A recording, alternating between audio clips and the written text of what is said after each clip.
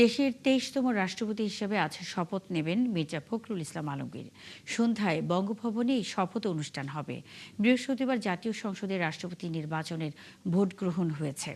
এতে ২৫৫ ভোট পেয়ে নির্বাচিত হন মির্জা ফখরুল।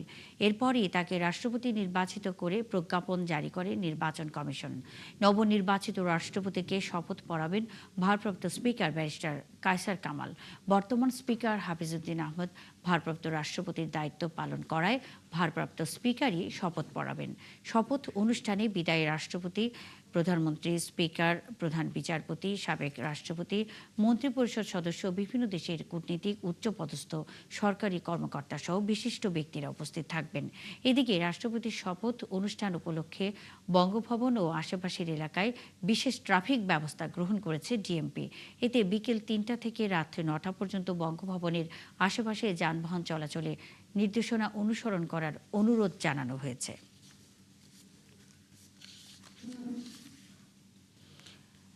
ছাত্র রাজনীতি দিয়ে যে পথচলা শুরু হয়েছিল সেই পথ পেরিয়ে পৌর চেয়ারম্যান, সংসদ সদস্য, মন্ত্রী, দলের মহাসচিব এবং শেষ পর্যন্ত বাংলাদেশের ২৩তম রাষ্ট্রপতি।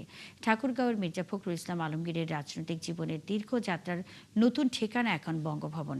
রাজনীতির মঞ্চ থেকে রাষ্ট্রের সর্বোচ্চ পদে এক দীর্ঘ অভিযাত্রার নতুন অধ্যায়। শফিকুল হকের প্রতিবেদন।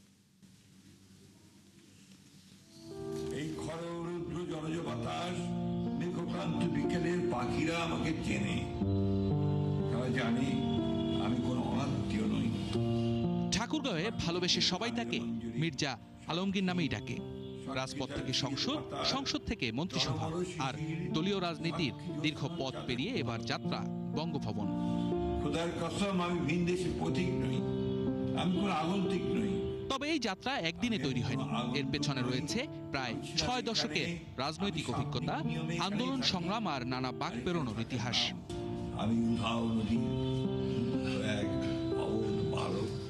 ১৯৪৮ সালের ২৬ জানুয়ারি ঠাকুরগাঁওয়ে জন্ম। বাবা মির্জা রুহুল আমিন ছিলেন রাজনীতিক ও সাবেক সংসদ সদস্য। বিশ্ববিদ্যালয় জীবনেই ছাত্র রাজনীতিতে জড়িয়ে পড়েন। ৬০-এর দশকে ছাত্র আন্দোলনের সঙ্গে সম্পৃক্ততা তার রাজনৈতিক পথ চলার সূচনা করে। মুক্তিযুদ্ধের সময়ও ছিলেন সক্রিয়। স্বাধীনতার পর ফিরে আসেন শিক্ষকতায়। তবে রাজনীতি থেকে দূরে থাকেননি মির্জা ফখরুল ইসলাম আলমগীর। বিএনপি নেত্রী খালেদা জিয়া তিনি তার সারাটা জীবন গণতন্ত্রের জন্য লড়াই করেছেন।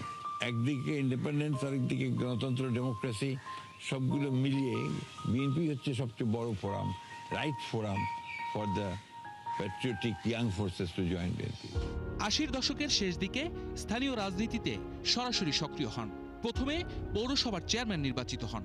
১৯৯২ সালে দায়িত্ব পান ঠাকুরগাঁও জেলা বিএনপির সভাপতির। এরপর ধাপে ধাপে জাতীয় রাজনীতিতে উত্থান। ২০০১ সালে ঠাকুরগাঁও ১ আসন থেকে সংসদ সদস্য নির্বাচিত হয়ে দায়িত্ব নেন কৃষি এবং বেসামরিক বিমান পরিবহন ও পর্যটন মন্ত্রীর। কিন্তু তার সবচেয়ে বড় রাজনৈতিক অধ্যায় শুরু হয় বিরোধী রাজনীতির সময়। ২০০৯ সালে দলের সিনিয়র যুগ্ম মহাসচিব, ২০১১ সালে দায়িত্ব পান ভারপ্রাপ্ত মহাসচিবের, আর ২০১৬ সালে বিএনপি মহাসচিবের দায়িত্ব গ্রহণ করেন মির্জা ফখরুল ইসলাম আলমগীর। এরপর দীর্ঘ সময় তিনি ছিলেন বিএনপির রাজপথের প্রধান মুখগুলোর একজন। তবে পথ যত বড় হয়েছে, রাজনৈতিক পথ ততটা মসৃণ হয়নি মির্জা আলমগীরের। জীবনে ১১ বার কারাবরণ করতে হয়েছে তাকে। সব মিলিয়ে প্রায় ৩.৫ বছর কেটেছে কারাগারে। বাচ্চাগুলো এখানে দাঁড়িয়ে স্নান করলো আপনার সামনে, বাবার সঙ্গে ঈদ করতে চাই, সেই দেশে এর জন্য যুদ্ধ করেছিলাম। ২০২৬ সালে বিএনপির নেতৃত্বে সরকার গঠনের পর নতুন অধ্যায় শুরু হয় তার রাজনৈতিক জীবনে।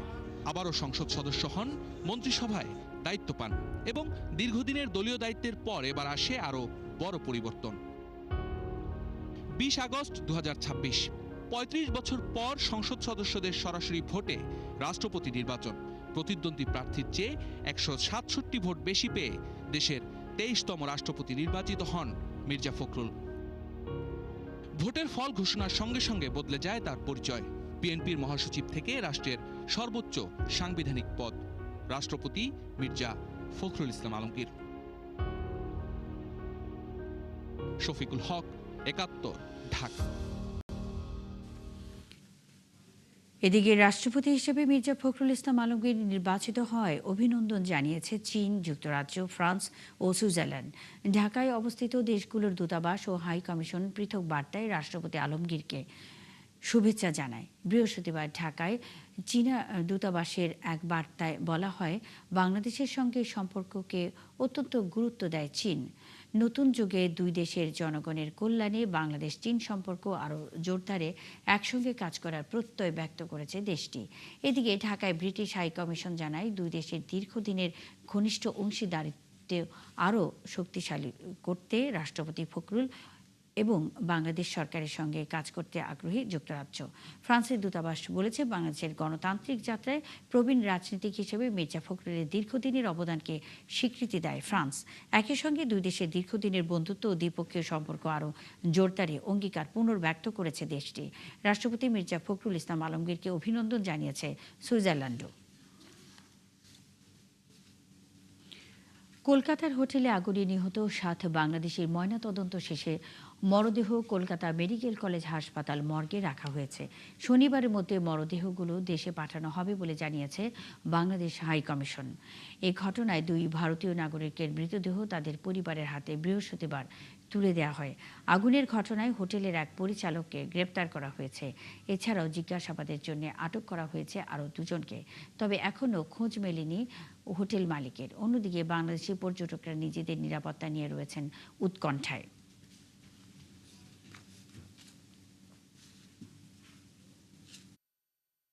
কিভাবে কত তাড়াতাড়ি দ্রুত ওখান থেকে লাশটা বাংলাদেশে আনা যায়, এর জন্য এনারা আপ্রাণ চেষ্টা করছে। এখানে ইন্ডিয়া রাজ্য সরকারি, এখানে স্থানীয় যে সরকার আছে তাদের লোকজনের মাধ্যমে ডেড বডি আনার প্রক্রিয়া সম্পূর্ণ করতেছে। তো শুক্রবার বিকাল নাগাদ পৌঁছাবে।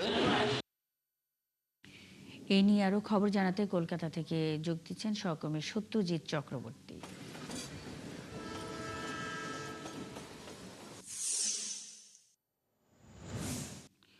সত্যজিৎ, মরদেহ হস্তান্তরের প্রক্রিয়া কখন শুরু হবে, মরদেহ দেশে পাঠানোর বিষয়ে আর কি তথ্য আছে আপনার কাছে?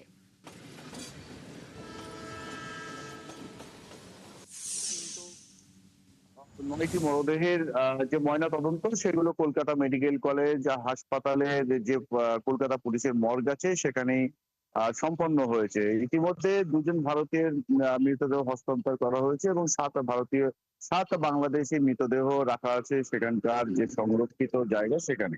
এরপর যেটা প্রয়োজন, এই যে রিপোর্ট অর্থাৎ ময়নাতদন্তের রিপোর্ট সেগুলো চলে যাবে Kolkata police, Bangladesh deputy high commission এবং এফআরআর ওতে। সেখান থেকে ক্লিয়ারেন্স পাওয়ার পরে এই যে মরদেহ সেই মরদেহগুলি কিন্তু বাংলাদেশে নিয়ে যাওয়া হবে। আজ সেই আর কি প্রক্রিয়া যত দ্রুত সম্পন্ন হবে, যদি কিনা দুপুরের মধ্যে হয়ে যায় তাহলে দুপুরের পর মরদেহ ছেড়ে দেওয়া হবে এবং বাংলাদেশের উদ্দেশ্যে নিয়ে যাওয়া হবে। আর যদি কিনা সেটা দুপুরের মধ্যে না হয়ে থাকে এবং যাতায়াত হওয়ার পরেও যদি কিনা যাতায়াতের যে ব্যবস্থা সেটা যদি না হয়ে থাকে তাহলে সেটা আগামীকাল। ইতিমধ্যেই সরকার এবং বাংলাদেশের ডেপুটি হাই কমিশন এবং পশ্চিমবঙ্গ সরকারের তরফ থেকে পুলিশ প্রশাসনের তরফ থেকে বলা হয়েছে যে শনিবারের মধ্যে মরদেহগুলি কিন্তু বাংলাদেশে নিয়ে যাওয়া হবে। তো এখন দেখার যে আজ কতক্ষণের মধ্যে এই যে নথিগুলো সেই নথি অর্থাৎ নিয়ে যাওয়ার যে মরদেহ নিয়ে যাওয়ার ছাড়পত্র সেই নথি কত দ্রুত সব ক্ষেত্র থেকে সম্পন্ন হয় তার উপরে নির্ভর করছে কখন এই মরদেহ ছাড়া হবে কলকাতা থেকে এবং বাংলাদেশে পৌঁছাবে। সত্যজিৎ, আপনি আছেন, খবর রাখতে থাকুন। নিশ্চয়ই পরবর্তী সংবাদ সংযোগে আবারও আমরা এই বিষয়ে আপডেট জানব আপনার মাধ্যমে। দর্শক, কলকাতার আগুনে নিহতদের ময়নাতদন্ত শেষ, শনিবারের মধ্যে মরদেহ দেশে পাঠানো হবে বলে জানিয়েছে বাংলাদেশ হাই কমিশনার। এই সব বিষয়েই খবর নিয়ে সত্যজিৎ চক্রবর্তী কলকাতা থেকে যুক্ত ছিলেন। কলকাতার হোটেলে অগ্নিকাণ্ডে প্রাণ হারিয়েছেন সাতক্ষীরার 2 বাসিন্দা। এই খবরে শোকের ছায়া নেমে এসেছে কালীগঞ্জ উপজেলার বড়েয়া ও তেঁতুলিয়া গ্রামে। স্বজনদের এখন একটাই চাওয়া, মরদেহ দ্রুত দেশে ফিরিয়ে আনা হোক। বরুণ ব্যানার্জির পাঠানো তথ্য ও ছবিতে প্রতিবেদন। একটু সুস্থ হয়ে বাড়ি ফেরার আশায় ভারতে চিকিৎসা নিতে গিয়েছিলেন সাতক্ষীরার কালীগঞ্জের আলিমুজ্জামান সাজু ও তেঁতুলিয়া গ্রামের রেবতী সরকার। মঙ্গলবার কলকাতার হোটেলের আগুনে প্রাণ হারান এই দুজন। তাদের মৃত্যুর খবর নিজ এলাকায় পৌঁছাতেই কান্না ও আহাজারিতে ভারী হয়ে ওঠে চারপাশ। স্বজনরা জানান, কথা ছিল শুক্রবার বাড়ি ফিরে একসাথে নামাজ পড়বে সাজু। অন্যদিকে বেঙ্গালুরু থেকে চিকিৎসা নিয়ে ফেরার পথে রাত হওয়ায় কলকাতার হোটেলে অবস্থান করছিলেন রেবতী। এসির বিস্ফোরণে সেখান থেকে আর জীবিত ফেরা হয়নি তারও। আমরা রাষ্ট্রপক্ষের কাছে জোর দাবি জানাই, তারা যেন যত দ্রুত সম্ভব লাশটি আমাদের কাছে দিয়ে দেয়, আমরা আপনজনেরা তাকে কবরস্থ করতে পারি। সবাই মোটামুটি আমরা যোগাযোগ করছি আজকের ভিতরেই, যাতে আমরা লাশটা নিয়ে আসতে পারি। প্রিয়জনদের হারিয়ে শোকে কাতর পরিবারগুলো। স্বজনরা এখন অপেক্ষায় শেষবারের মতো মরদেহ দেখার। তার মারার ঘটনা আমরা কালকে রাত 9টার সময় জানতে পেরেছি। তার হচ্ছেন একটা ছেলে একটা মেয়ে, আর স্বামী হচ্ছেন বাইরে কাজ করে, বাইরের স্বামীর সাথে কোনো আর কন্ট্যাক্ট হয়নি। রেপোতে আমাদের যা সম্পর্ক হয়, আমরা এক জায়গায় বসবাস করি, উনি ভালো আচার ব্যবহার সব কিছু ভালো। এদিকে প্রশাসন জানিয়েছে মরদেহ দ্রুত ফিরিয়ে আনার প্রক্রিয়া চলছে। তারা দুইজন ভারতে চিকিৎসাধীন অবস্থায় হোটেলে অবস্থানকালে অগ্নিকাণ্ডে দগ্ধ হয়ে নিহত হয়েছেন। এ বিষয়ে তাদের লাশ আনার প্রক্রিয়া চলমান রয়েছে। সবশেষ কলকাতায় বাংলাদেশ উপহাই কমিশন জানিয়েছে প্রয়োজনীয় প্রক্রিয়া শেষ করে দ্রুত মরদেহ সাতক্ষীরায় পাঠানো হবে। শান্তা ইসলাম, ৭১। চলছে সংবাদ সংযোগ সরাসরি সংবাদ অনুষ্ঠান দেখতে চোখ রাখুন ৭১ ফেসবুক পেজে এবং সাবস্ক্রাইব করুন ৭১ ইউটিউব চ্যানেল। থাকুন ৭১ সাথে।